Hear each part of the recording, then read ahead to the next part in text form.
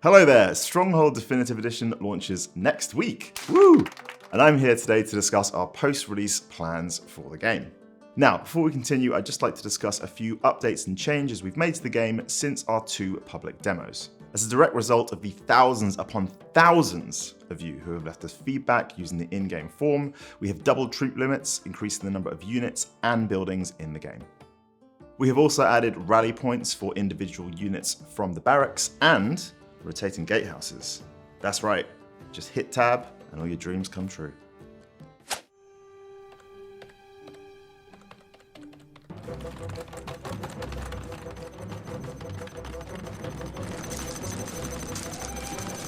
And before we continue, allow me to address the elephant in the room.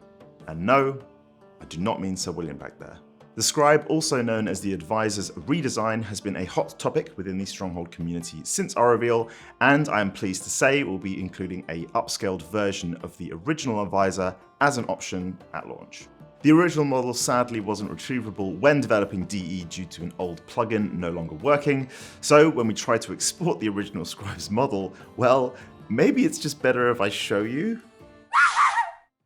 In response to this, we went with our redesign to match the improved user interface and all the 4K goodness there, but we're happy to meet you halfway, so we'll be including an upscaled version of the classic Scribe as an option in the game settings. Speaking of additional features, we can also confirm that player colors will be selectable in single and multiplayer. And just FYI, I'm a fan of teal myself as my team color. I can also confirm as well that we will be adding auto trading to the game. A classic feature introduced in later titles in the series, auto trading works exactly as it did in previous Stronghold games, and you can even turn it off in multiplayer if you're a Stronghold 1 purist, which I can respect. So with those community requested updates out of the way, let's talk about what comes next for Stronghold DE.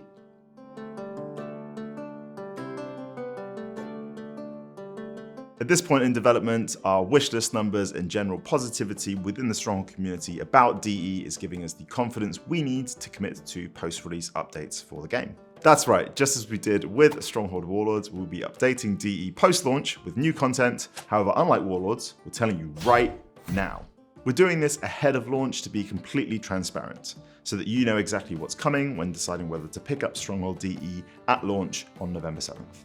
Something we did that was really positively received on Warlords was to release paid DLC alongside nice chunky free updates. So that's exactly what we're going to be doing on DE. So in addition to any minor updates, feature additions and fixes that come out, we have 2 major updates planned in the form of the winter and spring updates.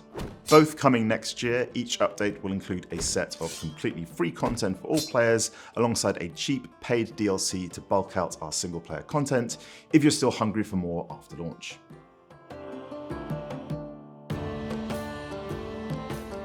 So let's talk about our plans for free updates which will release at the same time as each of our 2 paid DLCs. First up, we have an entirely new economic campaign. Yes, that's right, we are adding new missions where the name of the game is farming, tree cutting, and gold production. This should, of course, help you unwind a little bit after you've tackled the Definitive Edition's challenging new military campaign. Featuring a new story designed by series creator Simon Bradbury, we are super excited to be planning new economic single-player content for release next year. Set after the events of Stronghold 1, this new campaign will involve the work of rebuilding a kingdom nearly shattered by the warring exploits of the rat, snake, pig, and wolf.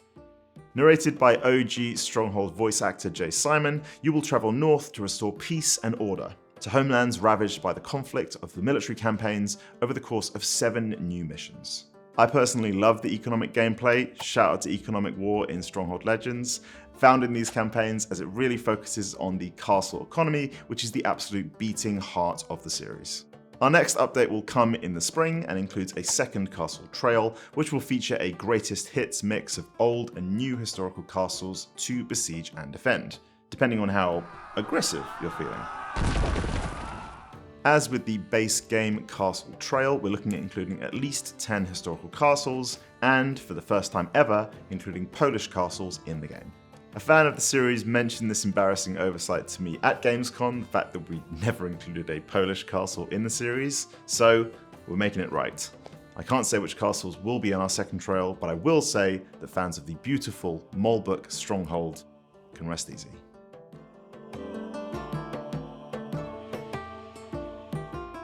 Releasing alongside the winter and spring updates will be 2 separate paid DLCs costing $3, £2.50 and €3 for our friends in the EU.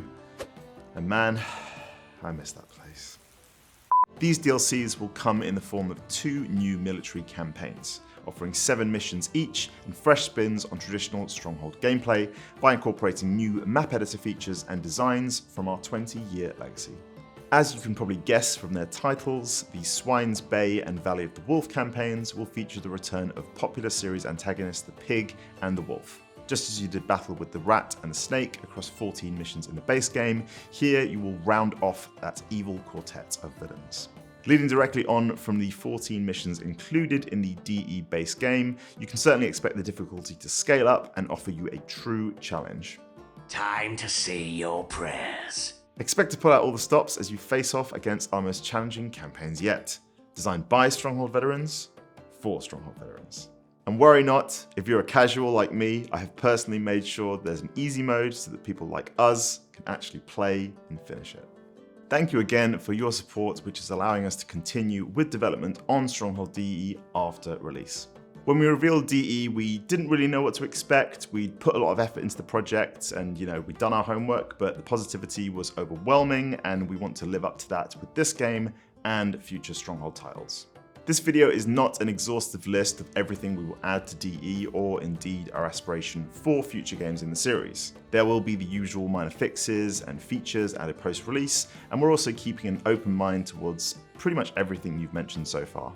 Ultimately, the longer we work on projects like DE, the more viable these things become, and even if we can't do everything at launch, it's always great feedback for future games and updates. For now, we hope you're excited as we are about the release of Stronghold Definitive Edition next week, and that you will join us for the launch on November 7th. If you haven't already, be sure to wishlist the game on Steam to be notified of any launch discounts, and of course, subscribe here on YouTube to FireFly Studios for more Stronghold DE and Stronghold Unreal updates.